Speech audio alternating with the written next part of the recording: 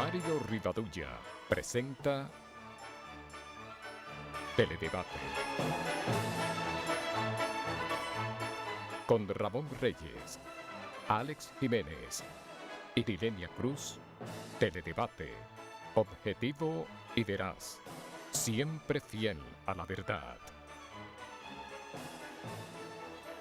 Sean todos bienvenidos, amigas, amigos televidentes, a esta nueva entrega de Teledebate. Como habitualmente, vamos a estar con ustedes, Dios mediante, por la próxima hora, compartiendo temas de interés general, tanto en el plano internacional como nacional, que esperamos sean de su agrado. La reflexión de este día corresponde a un proverbio árabe. Dice así: las cosas no valen por el tiempo que duran, sino por la huella que dejan.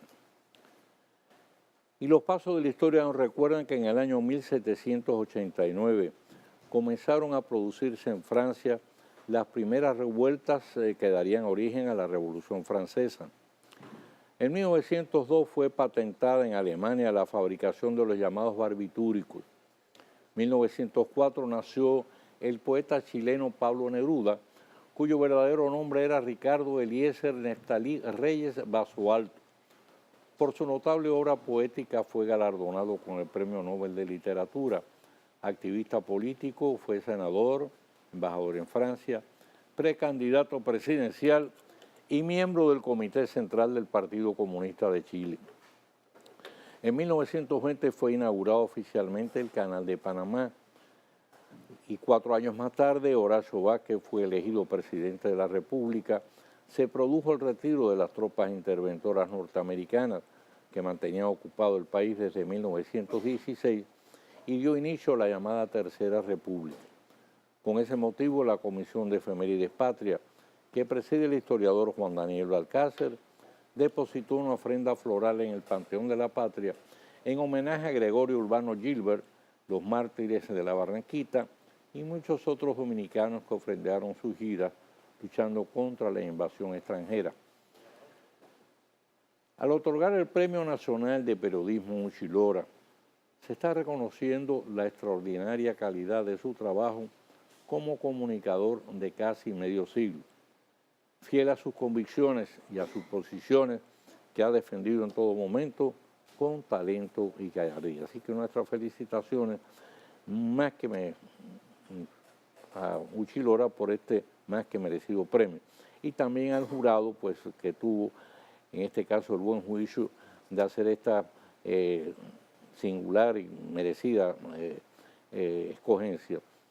Por otro lado, la escogencia de la modelo dominicana educada en los Estados Unidos como intérprete del personaje Elena de Avalor, que es el nombre que corresponde a la princesa de Disney World, no solo es un reconocimiento a su calidad artística, sino un motivo de orgullo para el país, de gran promoción a nivel internacional.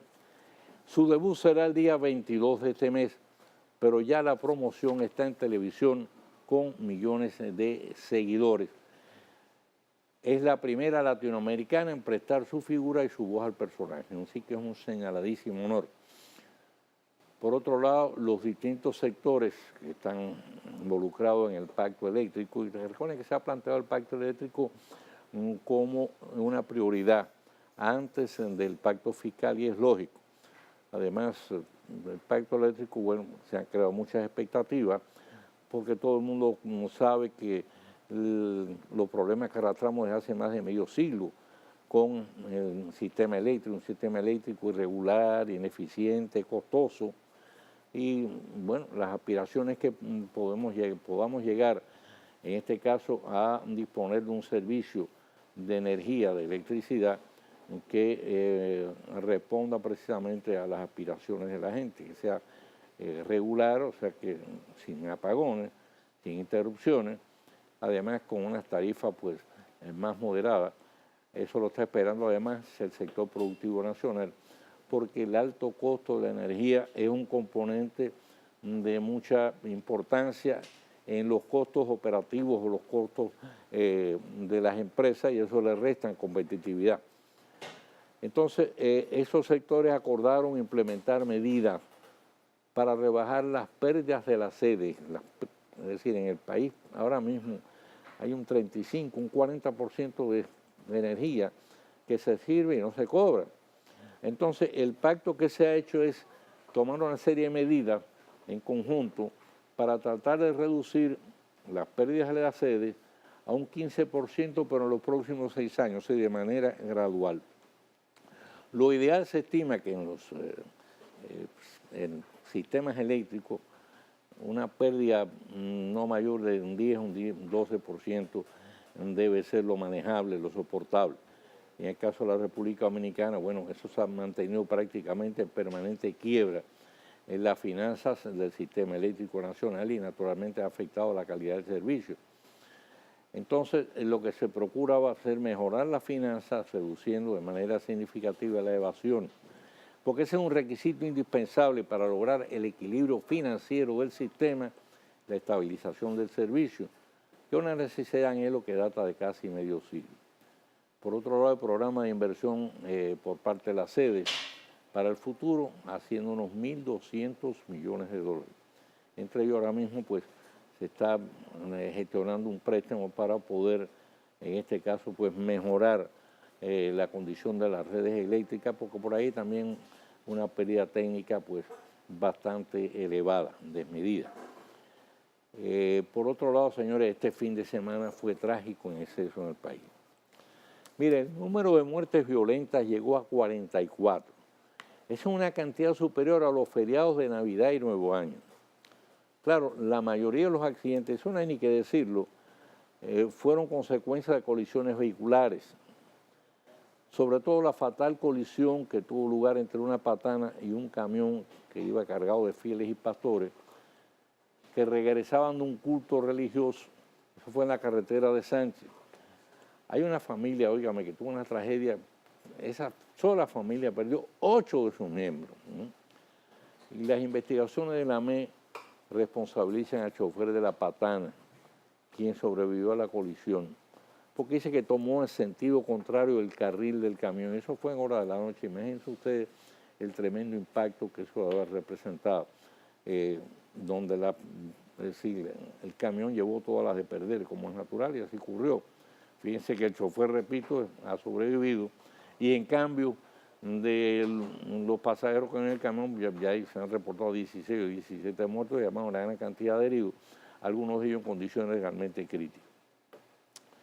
Por otro lado, mire, en los Estados Unidos está resurgiendo el problema racial, el conflicto racial. La muerte de varios ciudadanos negros en distintas oportunidades y en diferentes ciudades de los Estados Unidos a manos de agentes policiales han sido incidentes aislados, pero todo esto ha ido provocando, lógicamente, una reacción fuerte de la comunidad negra, como es natural, se sienten en ese sentido, pues, perseguidos debidamente. Es decir, los agentes policiales están haciendo un uso alegre de las armas, precisamente contra las personas de color. Y eso está provocando un rebrote de la lucha racial en los Estados Unidos que uno consideraba que ya estaba bastante superada. Sobre todo después que un negro ha llegado a la presidencia de los Estados Unidos, no en una, sino en 2 ocasiones. ¿Sí? Lo reeligieron, ahora se vence el mandato de Barack Obama el próximo mes de noviembre. Pero fíjese, como consecuencia de eso han crecido el número de organizaciones que promueven el llamado poder negro, por un lado, pero también ha crecido el de los blancos, racistas, que toman como ejemplo al tenebroso Ku Klux Klan. Entonces, superar el perjuicio racial, y esto lo hemos dicho muchas veces, como ningún otro de arraigada cultura, eso no se puede solucionar con simples decretos o medidas legislativas. Es un proceso largo y complejo de adaptación y comprensión, donde por encima de cualquier consideración prime la condición del ser humano y el hecho de que todos somos iguales. No importa cuál sea el color de la piel, si es negro, mulato, indio, blanco, caucásico, amarillo, chino, no importa. Todos somos exactamente iguales, tenemos la misma composición, en definitiva, y todos somos seres humanos. Y eso es lo que debe primar, esa consideración tiene que primar por encima de cualquier otra. Ahí recuérdense que cuando se inauguró este nuevo año judicial, eso fue en los meses de enero, el presidente de la Suprema Corte propuso celebrar una cumbre del Poder Judicial para analizar los distintos problemas, las fallas, las carencias, las lagunas de la justicia dominicana. Y esa propuesta fue acogida y respaldada no solo por el Procurador General de la República, que había tenido diferencias precisamente con el magistrado Germán, y ahí prácticamente, bueno, fumaron la pipa de la paz, sino también distintas instituciones representativas de la sociedad, sobre todo aquellas que están vinculadas al tema de la justicia, por ejemplo, Fundación Institucionalidad de Justicia, la FINJU, por mencionar un caso. Bueno, pues esta cumbre ha sido programada para el próximo mes de octubre. Y el propósito es intercambiar inquietudes, promover sugerencias que contribuyan a mejorar la calidad de la administración de justicia en el país. Ahí seguramente no van a faltar propuestas valiosas porque van a ir gente muy representativa, pero la palabra clave la pronunció el coordinador del evento, Samuel Arias Arcena, cuando expresa que no se trata solo de llegar a acuerdos, sino de hacer que se cumplan, porque lamentablemente en este país se acuerdan muchas cosas, se votan muchas leyes y después nadie las cumple y no hay consecuencias. Hacemos la pausa y regresamos.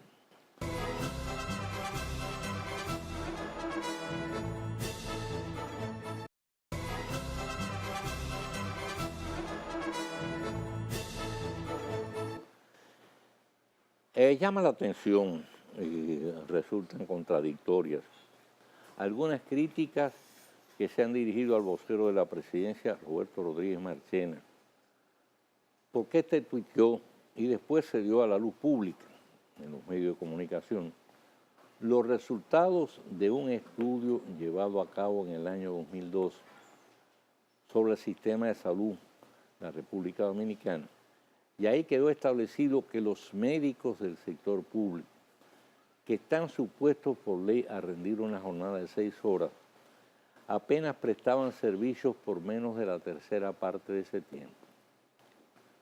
Rodríguez Marchena no agregó nada de su cosecha, simplemente se limitó a ofrecer los números que reflejan una situación. En cambio, esos mismos críticos pasan por alto el hecho de que, por el contrario, el doctor Waldo Suero desvió el tema al terreno personal, con expresiones insultantes contra el vocero presidencial. Alegar que los datos ofrecidos por Rodríguez Marchena entorpecen la reanudación del diálogo, en vez de reclamar del presidente del Colegio Médico Dominicano que se cumpla el horario tal como dispone la ley, constituye un absurdo. Eso es tanto como pretender que para que el diálogo sea fructífero hay que silenciar la verdad, en vez de corregir una situación que a todas luces resulta irregular y además perjudicial para los pacientes que van a los hospitales públicos a buscar precisamente atenciones de salud.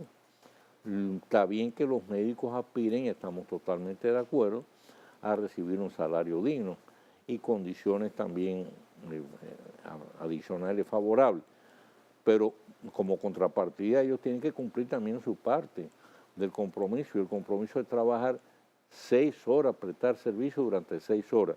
Si usted nada más presta servicio durante 2 horas, hora y media, bueno, usted está incumpliendo. Por otro lado, señores, para el gobierno del presidente Danilo Medina, tiene que resultar un motivo de muy especial satisfacción que, al margen del beneplácito que siempre proporciona la visita del presidente constitucional de un país vecino y amigo, como es el caso de Honduras, y recuérdese que hace algunos años Honduras pasó por una grave crisis política e institucional y la República Dominicana tuvo una participación muy destacada en manejar, contribuir a manejar esa situación y de buscarle una salida. Entonces, me repito, adicionalmente a ese placer que representa recibir a un colega,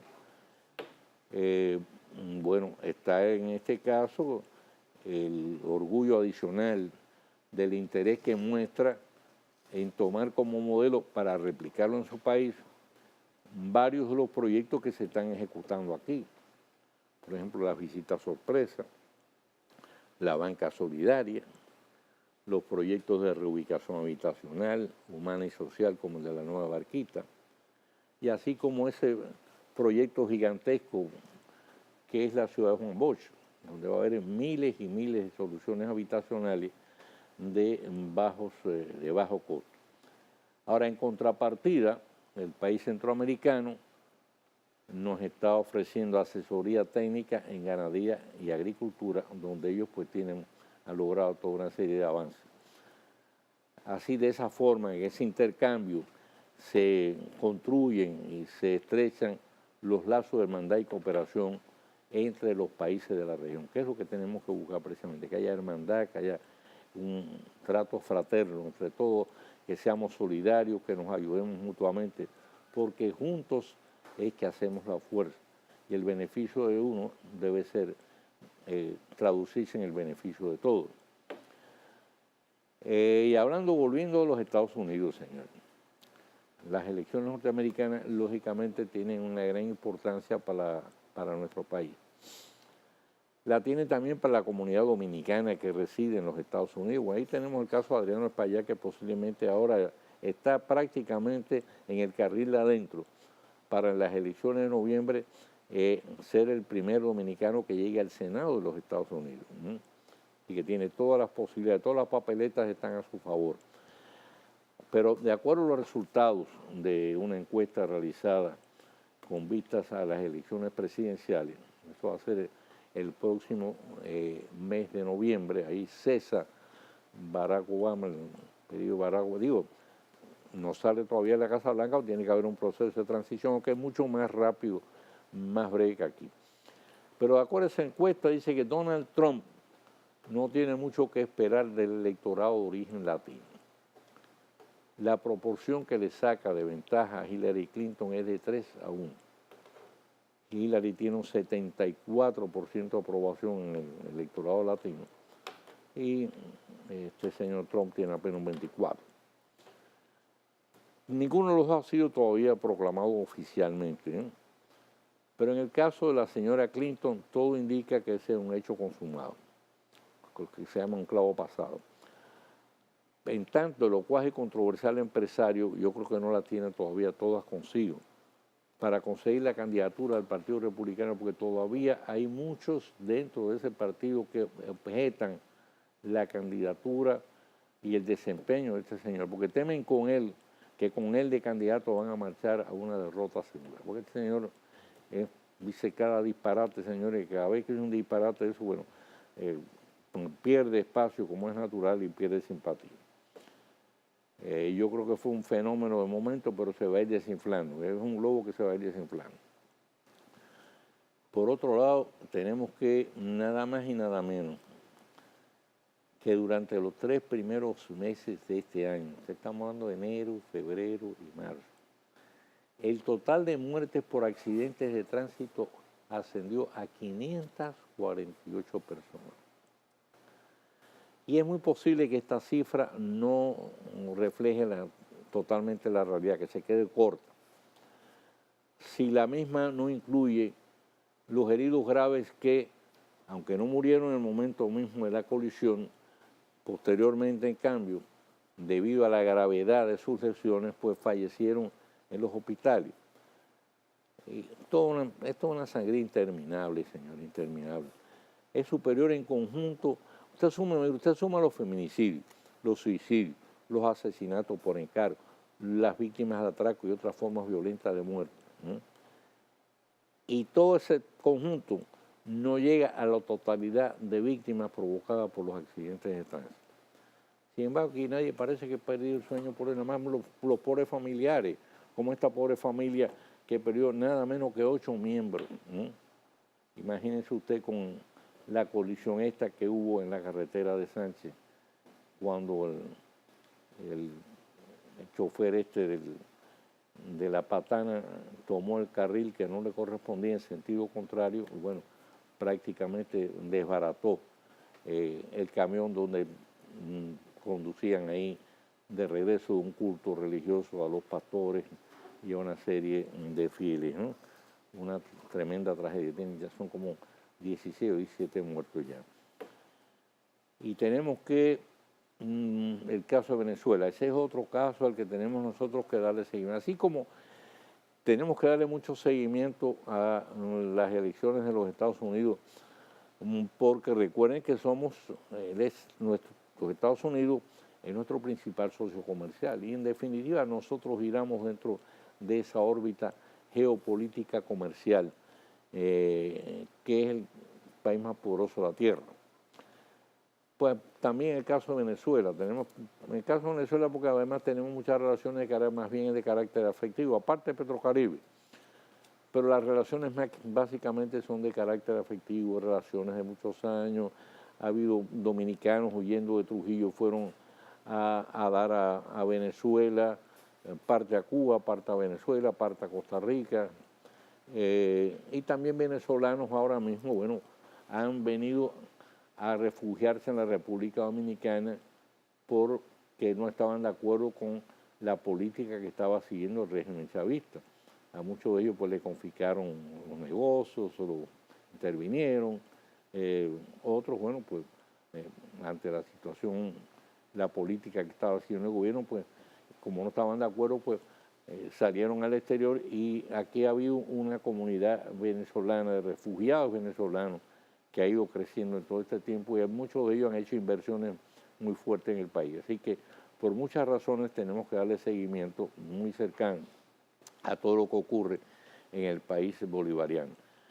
Pero todo parece indicar que a despecho de las buenas intenciones, la gestión de los mediadores, los vehementes deseos de la comunidad internacional, en particular los países de la región, nuestros deseos propios, las posibilidades de llegar a un arreglo concertado para superar la grave crisis por la que atraviesa el país se alejan cada vez más. La oposición plantea la liberación de los presos políticos, que es una demanda clásica en este tipo de negociaciones, y la realización del referendo revocatorio, que cuenta con firmas más que suficientes a la cantidad exigida por la ley. En cambio, Maduro se niega obstinadamente a ceder en el primer punto. Y en cuanto al segundo, pretende que el referendo se celebre el año próximo. Porque está consciente de que una vez que se celebre, eso va a determinar su salida del poder. Pero en cambio, si se celebra el próximo año, el gobierno pasa entonces a manos de su vicepresidente. O sea que va a ser la continuación prácticamente del mismo, va a estar en manos de sus seguidores, y eso sería algo así como el mismo perro con el mismo collar. Hacemos la pausa y regresamos.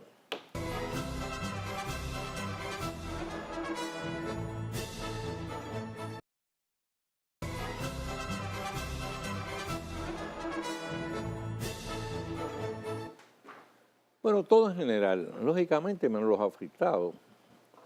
Hemos recibido con gran satisfacción el hecho de que el Senado haya aprobado en 2 lecturas consecutivas la llamada Ley de Extinción de Dominio, que ahora pasó a la Cámara de Diputados, que una vez promulgada va a proveer al Estado de la herramienta jurídica adecuada para intervenir y disponer de los bienes de fuente ilícita, producto del narcotráfico, el crimen organizado, el lavado de activos y demás actividades ilegales. Ustedes saben, eso lo hemos comentado muchas veces, extraditados que se mandan a los Estados Unidos, se mandan, no, ya ellos me están pidiendo que los manden, por los arreglos tan generosos que consiguen ahí con los fiscales, hablan un poco, denuncian, chivatean a una serie de cómplices y a cambio de, bueno, pues le reducen las penas y en muchos casos, es decir, le permiten disfrutar de los bienes ilícitos adquiridos con ese tipo de actividades criminales, en la totalidad o en parte. Y entonces, bueno, había esa situación ahora con la ley de extinción de dominio, eso se va a acabar, porque aunque hagan arreglo allá, los bienes que tienen aquí se le va a aplicar esta ley. Pero dice que, bueno, no todo lo que reluce es oro. Hay otra cara de la moneda, y esa es la que ofrece el director de la Unidad de Custodia del Ministerio Público, Carlos Castillo. Este dice que esos bienes, y ya se han incautado bastante, estamos hablando de decenas de inmuebles, toda una serie de recursos, negocios, etcétera, fincas, casas en la playa. Dice que en ocasiones se han convertido para el Estado en un serio dolor de cabeza. Y esto así por varias razones, las dos principales. Hay muchos casos en que cuando esos bienes son sacados a subasta, hay temor por adquirir los mismos, principalmente los inmuebles, porque hay gente que teme y dice, bueno, algún día se me aparece el narco que lo condenaron y después cuando salga de la prisión y me va a querer extorsionar y quitarme el inmueble que yo compré y me puede hasta hacerme víctima de una agresión. Eso por un lado. Y por otro, dice el Castillo que varios de esos inmuebles tienen unas deudas acumuladas muy grandes, cuantiosas, por razón de mantenimiento. Por ejemplo, apunta el caso del apartamento que pertenecía a la excarcelada Zubeida Morel, que debe andar por allá creo que es por Sosúa, que montó un negocio, creo que de salón de belleza. Recuerden que ella fue la pareja sentimental del capo boricua José Figueroa Agosto. Entonces, Figueroa aparentemente le había regalado un apartamento, creo que fue por los Cacicayos. Pero entonces el señor Castillo que la deuda por concepto de mantenimiento de ese apartamento asciende a $1.000.000 y lógicamente sube mes y mes. Porque cuando usted adquiere un apartamento en un edificio, usted tiene que asumir el compromiso de lo que llama la cuota de mantenimiento. Si usted no la paga, se le va acumulando. Ahora, el problema además se le va a incrementar porque en la medida que esta ley, una vez que entre en vigencia, va a permitir la incautación de una mucho mayor cantidad de bienes. Entonces, lo lógico es buscarle una solución con tiempo suficiente ahora, para que el acumulo de todos esos bienes, el costo de mantenimiento, la deuda por ese concepto no se le convierta en una carga para el Estado. En vez de un beneficio, pues se deriva un perjuicio. Tenemos que, debía haberse le dado mayor importancia y una amplitud mediática a los señalamientos que hizo el doctor José Bautista. Este José Bautista es miembro del Grupo Científico Consultivo de las Naciones Unidas. Y entonces él advierte que la violencia, la adicción, la criminalidad y la depresión, que son males prácticamente comunes a los pueblos al momento presente, está reflejándose en los niños, está provocando desesperanza, los llena de tristeza, de ira y de amargura. Es una sociedad que él califica de apática y que ha perdido la confianza en sus líderes. Esos males, según el experto, están estrechamente relacionados con las fallas en el hogar. Así que volvemos al tema de la crisis de la institución familiar, en la que hemos hecho énfasis en tantas ocasiones. La familia es la célula fundamental de la sociedad. Desgraciadamente en nuestro país, la institución familiar está atravesando por una profunda crisis que cada día se agudiza más, por una pérdida total de valores. Se está rompiendo la relación esa que tiene que existir entre los padres, los hijos, los hermanos, ¿no? Y entonces todo eso lógicamente se va a reflejar en la formación del niño cuando llegue a adolescente y posteriormente adulto. Bueno, pues imagínense ustedes qué clase de ciudadano traumatizado, herido, con rencor acumulado, pues vamos a tener. Hacemos la pausa y regresamos.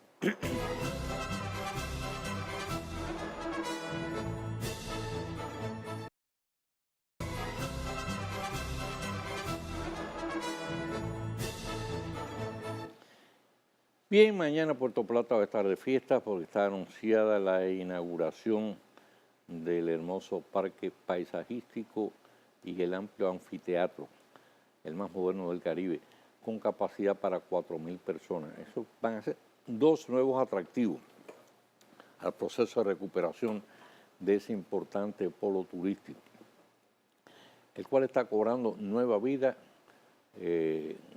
por todo el apoyo que se le está brindando. Así que ahí Puerto Plata va a tener esos nuevos atractivos, tanto para los turistas extranjeros como para los dominicanos. Estamos hablando de uno de los lugares más hermosos, más atractivos de la República Dominicana, con unas playas excelentes. Señores, es patético el reclamo de Raiza Acosta. ¿Quién es Raiza Acosta? Raiza Acosta es la viuda del regidor de Vallaguana, Renato Castillo. Este fue asesinado un tiempo atrás. Por ese hecho fue acusado el alcalde Nelson Sosa Marte. A este se le dictó medida de coerción de prisión y luego se le cambió por libertad provisional. Y la viuda está cargando ahora nada menos, señores, con la responsabilidad de criar ella sola 4 hijos que quedaron huérfanos de padre. Se queja de que Sosa Marte, ya eso había salido en el periódico, salió la fotografía de este señor, pese a estar sometido por tan grave hecho, fue repuesto en su cargo por el Consejo de Regidores el pasado 7 de junio. Entonces, la señora Sosa se queja con razón, pero teme además por su seguridad y la de sus hijos, porque dice que ha sido objeto de amenaza. Así que es un caso para ser tomado muy en cuenta y que se acaba de hacer justicia en este sentido, ¿no? Para despejar quién fue, cuál es el nivel de responsabilidad en este caso del alcalde. Él debe ser el más interesado, si realmente no tuvo nada que ver con el hecho, en que se lleve a juicio de fondo, para tratar de que quede limpio su nombre. Repito, si es que real y efectivamente estamos hablando entonces de un juicio donde no se haga sentir la mano de ninguna influencia. Señores, después de haberse mantenido al margen de los medios de comunicación durante todo este tiempo, que según sus asesores estaba inmerso en la preparación de su programa de gobierno para el distrito municipal, a partir ahora del próximo 16 de agosto, que él va a tomar posesión también, David Collado resurgió para recibir su certificado de elección. Tuvo una victoria apabullante, ¿no?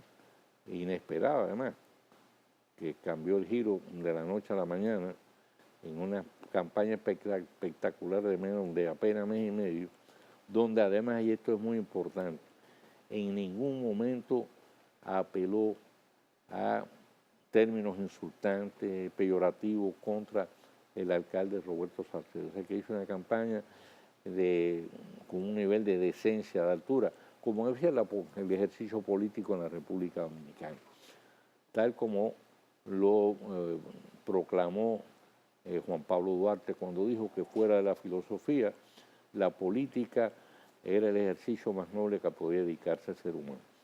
Ahora, los retos que le esperan no son pocos. Una ciudad capital que está plagada de problemas, la reparación del malecón, el monumento a Montesinos, aplicar la prohibición de que los camiones transiten por esa vía, limpiar las aceras, las áreas verdes, los espacios públicos de negocios improvisados, asegurar el mantenimiento y la vigilancia en los cementerios, velar por el servicio más eficiente de recogida de basura, el arreglo de calles, de aceras y contenes, y frenar el crecimiento desordenado y caótico de la ciudad capital, donde se han estado otorgando de manera festinada y licencia de construcción, entre otros muchos requerimientos. Para ello deberá enfrentar una madeja tupida de intereses y situaciones creadas, por lo que va a requerir del mayor apoyo de la ciudadanía. Cuanto él haga de bien, recuérdese, va a ser en beneficio de todos, ¿no? Y excelente, como siempre, el artículo de Inés Aispun en el Diario Libre de hoy, donde señala el contrasentido de gobiernos democráticos que obvian el hecho de que en Cuba, único país del continente donde ocurre, existe un régimen dictatorial hereditario que ha frenado el vigoroso progreso de ese país en su etapa republicana y democrática, para convertirlo en una sociedad donde priman la pobreza, el atraso, la falta de oportunidades y sobre todo un sistema de opresión.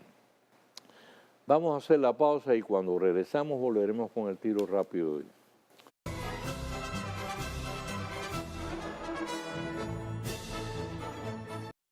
Teledebate, el tiro rápido de Mario Rivadavia.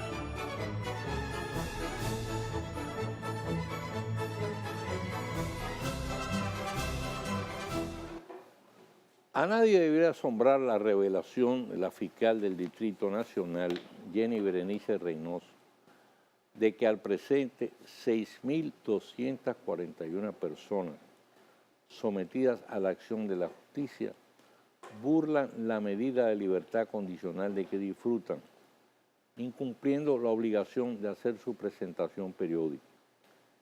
Según la diligente funcionaria, el 99% cambia de inmediato de dirección, sin dejar el menor rastro, por lo que luego se hace imposible llevarlos a juicio de fondo. O sea, adquieren la condición de prófugo.